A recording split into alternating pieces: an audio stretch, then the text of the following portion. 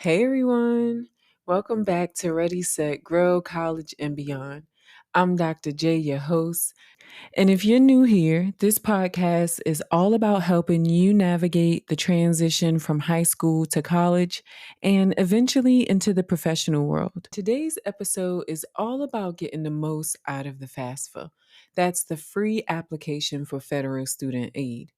Whether you're a student applying for the first time, a parent guiding your child through the process, or a supportive spouse, we're going to break it down so you can avoid common mistakes, know what to expect, and ultimately get the best financial aid package possible. Let's jump right in. First, let's talk about why the FAFSA is so important. Filling it out opens up doors for federal aid like grants, work study opportunities, and loans. But did you know that many states and colleges use the FAFSA to award their own aid too? So even if you think you won't qualify for federal aid, it's still a good idea to fill it out. Now, some basics to keep in mind. Every year, the FAFSA becomes available on October 1st, and the sooner you apply, the better your chances are of getting aid. Some funds are limited, so don't wait until the last minute. Remember, the FAFSA isn't a one and done deal. You'll need to fill it out each academic year to continue getting aid. The FAFSA will also ask whether you're a dependent or independent student, and this determines whether your parents' financial information is needed. So know your status before starting. And if you have a spouse or a partner, you will 9 times out of 10 need their financial information. All right, let's talk about some common mistakes and obstacles that can trip up students and parents when completing the FAFSA. Like we said, FAFSA opens October 1st, but many states and colleges have their own deadlines, which may be earlier. Missing a deadline could mean missing out on aid. Another common mistake is small errors, like mistyped social security numbers, income figures, or forgetting to sign the application, can delay or even jeopardize your aid. Always double check your info before hitting submit. Next, if eligible, use the IRS data retrieval tool when filling out your FAFSA. It automatically imports your tax info, which saves time and reduces errors. Don't leave any question blank unless it's marked optional. Even if something doesn't apply to you, put zero instead of skipping the section. It's better to be thorough. Don't let assumptions stop you from applying. Financial aid isn't just based on income, many factors come into play.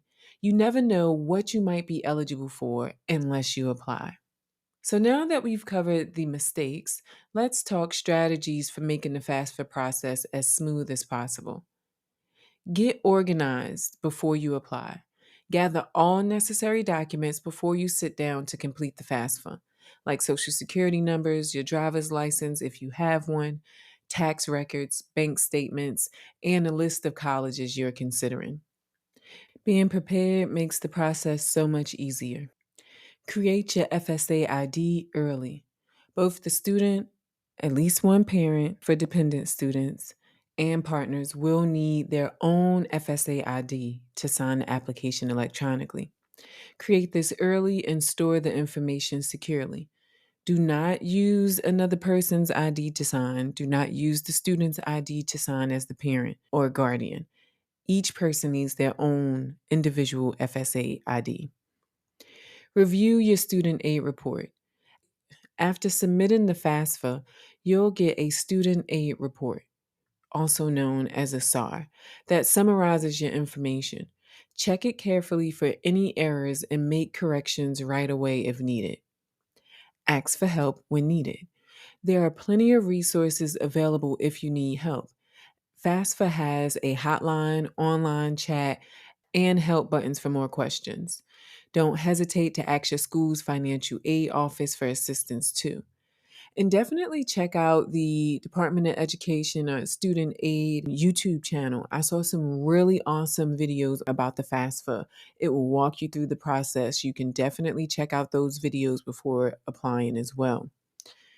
Lastly, stay on top of deadlines and updates. Set reminders for any state or school deadlines. Also, keep an eye on your email or FAFSA account for any updates or requests for additional information. Remember, completing the FAFSA isn't just a formality, it's an investment in your future. Every minute you spend applying brings you closer to making your college dreams a reality. And don't forget, your financial journey is a part of your educational journey. Take it one step at a time. Stay organized and know that every effort you put in now will pay off in the long run. Here's your homework for the week. If you haven't started your FAFSA yet, take 10 minutes to set up your FSA ID and gather any documents you need. If you've already completed your FAFSA, review your SAR to make sure everything's accurate. Taking these simple steps will help you avoid delays and make sure you're on track for the best aid package possible. So that's a wrap on mastering the FAFSA. I hope this episode has given you a clearer picture of how to approach the application, avoid common mistakes, and set yourself up for success. If you have any questions or need further help, check out our resources at www.jmfacademy.com or email us at contact@jmfacademy.com. And don't forget to follow JMF Academy on social media for more tips and guidance. Thanks for tuning in to Ready, Set, Grow, College, and Beyond. Until next time, keep taking steps towards your goals, one application at a time. Let's get ready, set, and grow.